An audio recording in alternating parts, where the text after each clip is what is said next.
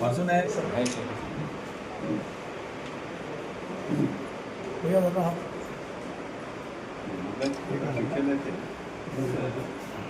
बस बस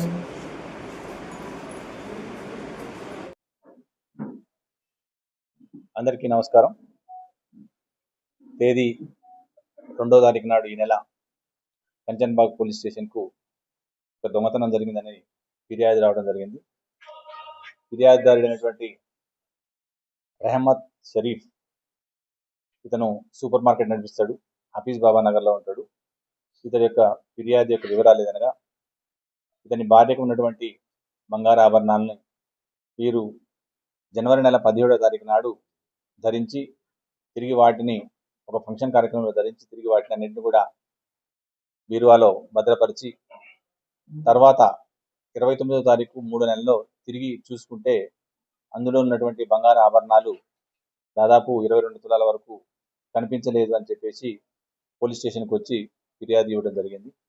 అట్టి ఫిర్యాదుపై Kanchanbagh inspector Kamal Kumar 62/2026 under section 305 subclause a BNS కింద కేసు నమోదు పరుచుకొని వెంటనే క్రూజ్ టీము మన పిలవటం, అదేవిధంగా ఇక్కడ ఉన్నటువంటి క్రైమ్ టీంని క్రైమ్ ఎస్ఐ యొక్క సహకారంతో నేరస్థలాన్ని పరిశీలించి అక్కడ విచారణ చేపట్టి ఆ విచారణలో తెలిసింది ఏదనగా, ఈ యొక్క రెహమత్ షరీఫ్ యొక్క కుమారుడైనటువంటి అద్నాన్ షరీఫ్ ప్రవర్తనలో కొంచెం అనుమానం వచ్చి అతన్ని పట్టుకొని విచారించగా అద్నాన్ షరీఫ్ అదేవిధంగా అతని ఇద్దరి స్నేహితులైనటువంటి రెహానుద్దీన్ అదేవిధంగా సమీర్, ఈ ముగ్గురు కలిసి ఈ యొక్క బంగారు ఆభరణాలను తీయటం జరిగిందని చెప్పడం జరిగింది.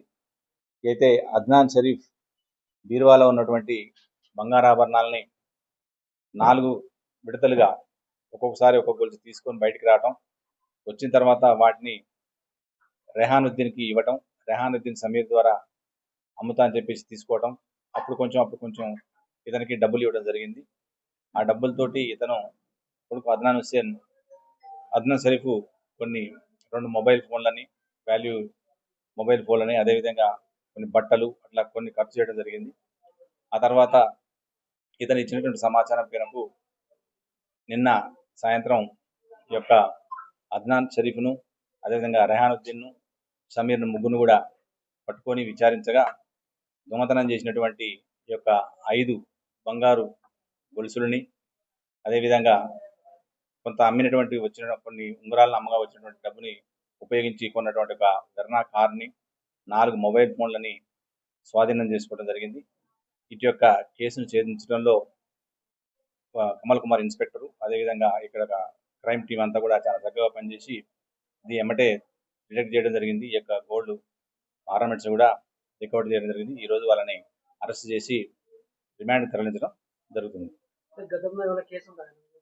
వీళ్ళ మీద గతంలో ఎలాంటి కేసులు ఏం లేదు. యాక్చువల్గా ఇతని కొడుకు అద్నాన్ షరీఫ్ అనే అతను వాళ్ళ కొడుకు. ఆ ఇంట్లో ఖర్చు అతను యాక్చువల్గా ఏంటంటే వీళ్ళకి సూపర్ మార్కెట్ ఉంది, సూపర్ మార్కెట్లో ఉండటం జరుగుతుంది. ఇతను కొంచెం లావిష్ ఎక్స్పెన్సెస్ అనేది లావిష్ ఖర్చు కోసం అని చెప్పేసి ఈ యొక్క దొంగతనం చేయటం, తీసుకురావటము, అమ్మటం, అమ్ముకోవడం, మళ్ళీ డబ్బులు తీసుకోవడం, వాడుకోవడం, మళ్ళీ తీయడం అనేది చేయడం జరిగింది.